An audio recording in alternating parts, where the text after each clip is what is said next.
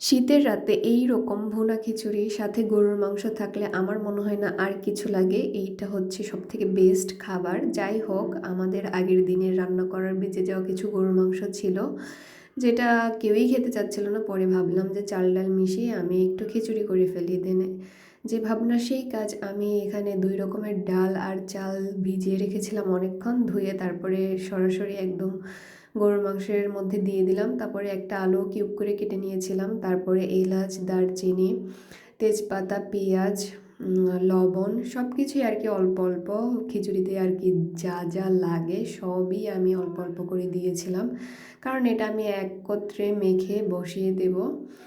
কারণ আগে থেকে যেহেতু গরুর মাংসটা রান্না করা, আর এমনি খিচুড়ি রান্না করলেও হয়তো এভাবেই রান্না করে। আর এই তো আমি অল্প করে আদা রসুনও দিয়ে দিলাম। তারপরে এই যে এটা মিক্স করে নেব। যদিও এটা হচ্ছে কালো লাগবে, কারণ মাংসটা 2-3 দিন যাবত হচ্ছে জাল করা হচ্ছে। আর গরুর মাংস বেশি জাল করলে তো কালো কালো হয়ে যায়, মানে কালো ভুনার মতো হয়ে যায়। এটাও ওইরকম হয়েছে। আমার মোটামুটি খেতে ভালোই লাগছে, কিন্তু আমি অসুস্থ দেখে খেতে পারি না ওই রকম, যার কারণে আমার বোনও খেতে চাচ্ছে না এটা। যার কারণে ভাবলাম যে তাহলে সন্ধ্যাবেলা একটু খিচুড়ি করে ফেলি। আর শীতের দিনে খিচুড়িটা খেতেও ভালো লাগে, আমার তো ভীষণ ভালো লাগে। আর যার যার ভালো লাগে অবশ্যই কমেন্ট করে জানাবা। যাই হোক, আমি এখানে পরিমাণ মতো পানি দিয়ে দিলাম। আর খিচুড়িতে একটু বেশি পানি লাগে। আমি সব রান্না ওইরকমভাবে পারি না, কিন্তু ইউটিউব দেখে দেখে রান্না করি। তারপরেও ভালোই হয় আলহামদুলিল্লাহ, সবাই খেয়ে অনেক প্রশংসা করে। যাই হোক, এই তো পানি দিয়ে দিলাম। পানি দিয়ে এখন আমি হচ্ছে এখানে কাঁচামরিচ দিয়ে দেব, কারণ কাঁচামরিচ আমি আগে দিইনি। কাঁচামরিচটা পানি দেওয়ার পরেই সবাই মনে হয় দেয়। যাই হোক, আমি এখন এটা ঢাকা দিয়ে দেবো। ঢাকা দিয়ে বেশ কিছুক্ষণ রান্না করব। মাঝে মাঝে এসে অবশ্যই নাড়া দিতে হবে, নাহলে নিচে লেগে যাবে। এই তো আমি নেড়ে দিচ্ছি।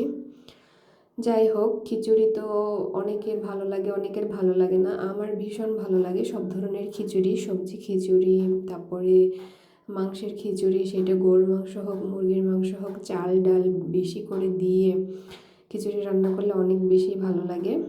সবারই ভালো লাগে জানি, তারপরে অনেকের ভালো লাগে না। যাই হোক, এই তো আমার খিচুড়িটা অলমোস্ট হয়ে এসেছে। এখন আমি বেশ কিছুক্ষণ একটু নেড়ে দেবো। নেড়ে দেওয়ার সময় দেখি নিচে অল্প করে লেগে গেছে, কারণ আমি একটু দেরি করে আসছি। মোবাইল দেখতেছিলাম, মোবাইল দেখতে দেখতে ভুলেই গেছিলাম যে আমি যে খিচুড়ি বসিয়ে দিয়েছি, যার কারণে আমার নিচে একটু লেগে গেছে। সমস্যা নাই। দেন আমি হচ্ছে ধনিয়া পাতা দিয়ে দিচ্ছি। ধনিয়া পাতা দিয়ে মিক্স করে এটা আমি হচ্ছে চুলা নিভিয়ে বসিয়ে রাখবো বেশ কিছুক্ষণ। আমার খিচুড়ি অলমোস্ট রেডি। যাই হোক, আর খিচুড়িটা আসলে অনেক মজা হয়েছিল। আমার বোনও বলেছে, সবাই অনেক প্রশংসা করেছে। এই তো আমার খিচুড়ি রেডি। আর অবশ্যই ভিডিওটি ভালো লাগলে লাইক, কমেন্ট, শেয়ার করবেন, চ্যানেলটি সাবস্ক্রাইব করবেন।